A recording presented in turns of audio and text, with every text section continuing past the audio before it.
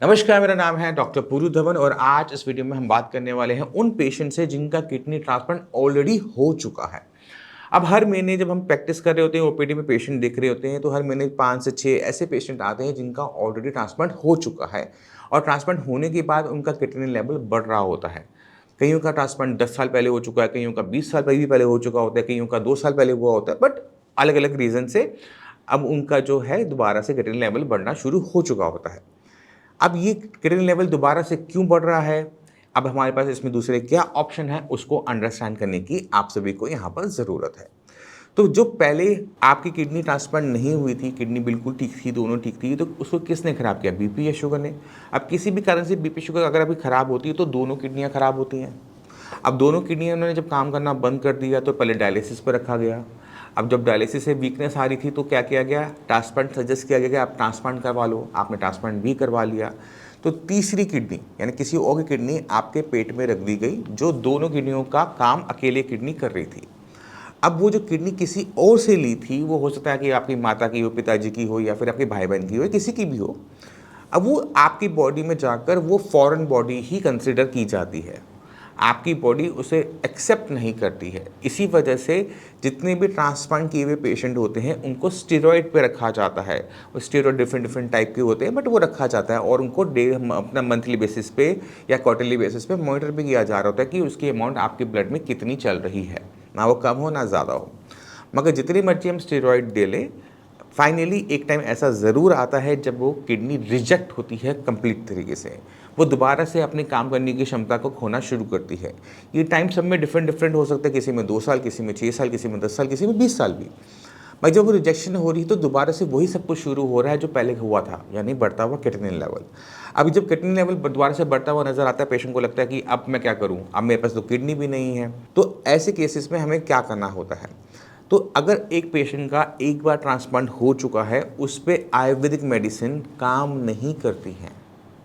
मैं फिर से कहूँगा, जिन पेशेंट का ट्रांसप्लांट हो चुका है, उन पे आयुर्वेदिक मेडिसिन काम नहीं करती है। उन्हें किसी भी टाइप की आयुर्वेदिक मेडिसिन से बचना चाहिए, यानी फिर किसी भी टाइप के ट्रीटमेंट से बचना चाहिए, क्योंकि यहाँ पर रिजेक्शन हुई है स्टेरॉइड की विफलता की वजह से।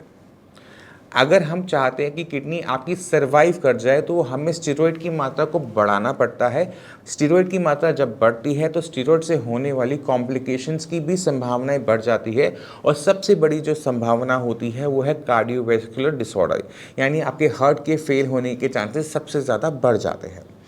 अब जब हम किडनी को मेडिसिन से रोक नहीं सकते, स्टेरॉइड हम और बढ़ा नहीं सकते, हमारे और कॉम्प्लिकेशंस आ रही हैं, तो ऐसे केसेस में पेशेंट के पास सिर्फ 2 ऑप्शन रह जाते हैं। पहला ऑप्शन क्या है कि वो दोबारा से ट्रांसप्लांट करवा ले। तो अगर किडनी अवेलेबल है, एज ठीक-ठाक है, पैसे की कोई दिक्कत नहीं है, तो आप दोबारा से ट्रांसप्लांट करवाना चाहिए। मैं फिर से कहूँगा, करवाना चाहिए। अगर ये सब नहीं हो सकता, तो पेशेंट को अपने को डायलिसिस पे सर्वाइव करने के अलावा दूसरा कोई रास्ता नहीं बचता। अब डायलिसिस के साथ ना थोड़ी सी कॉम्प्लिकेशन ये होती है कि जब हम डायलिसिस करवाते हैं, तो हमारी बॉडी में वीकनेस आनी शुरू होती है, क्योंकि जब डायलिसिस मशीन बॉडी में से किडनी यूरिया निकालती है, तो कुछ ऐसा सामान भी निकालती है जो उसको नहीं निकालना चाहिए, जो बॉडी के लिए ज़रूरी है। इसी वजह से पेशेंट जब डायलिसिस पर होता है, तो वो डे बाई डे भी वीक होता चला जाता है। ऐसे पेशेंट को समझने की ज़रूरत है कि उसको डायलिसिस से बचना है, तो उसको सिर्फ एक चीज़ पे काम करना है, वो है फूड, खाना। अगर खाना आपका पौष्टिक है, उसमें बहुत अच्छी मात्रा में प्रोटीन भरा हुआ है, तो जो नुकसान आपको डायलिसिस के टाइम पर होगा, उससे आप खाने से कंपनसेट कर पाओगे। अगर आपको भूख कम लग रही है, तो भूख लगाओ। बॉडी में वीकनेस किसी भी कीमत में नहीं आनी चाहिए, क्योंकि ऐसे पेशेंट जिनका डायलिसिस होगा, उनके लिए सिर्फ एक ही दुश्मन है, वो है वीकनेस। पेशेंट वीक होते होते ख़त्म हो जाता है, तो आपको अपने आप को वीक नहीं होने देना। तो मैं अपने हर पेशेंट को बोलता हूँ जो डायलिसिस करवा रहा है, कि आपको दिन में कम से कम 4 बार खाना खाओ। आपको क्रिएटिनिन को चिंता करने की ज़रूरत नहीं है, क्रिएटिनिन अपने आप डाउन होगा। मगर अगर आपकी बॉडी में वीकनेस हो गई, तो आपको ज़िंदा रखना मुश्किल हो जाएगा। तो दिन में 4 बार खाना खाना हर किडनी फेलियर पेशेंट जिसका डायलिसिस हो रहा है, हफ्ते में 2 बार, उसको ज़रूरी है।